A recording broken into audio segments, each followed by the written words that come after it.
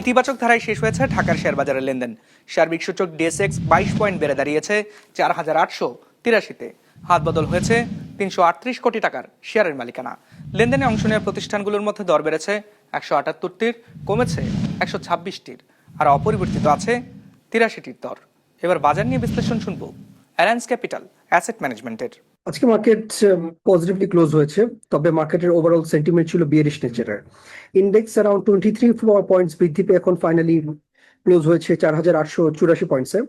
তবে market turnover যথেষ্ট কম ছিল, মাত্র 300 কোটি টাকার মতো।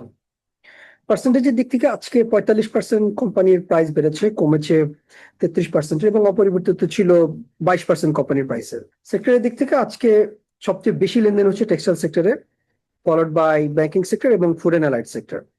তবে আজকে ইন্ডেক্সে সবচেয়ে বেশি পজিটিভলি কন্ট্রিবিউট করেছে গ্রামীণ ফোন, এবং সবচেয়ে বেশি নেগেটিভলি কন্ট্রিবিউট করেছে ইউনিলিভার কনজিউমার কেয়ার লিমিটেড।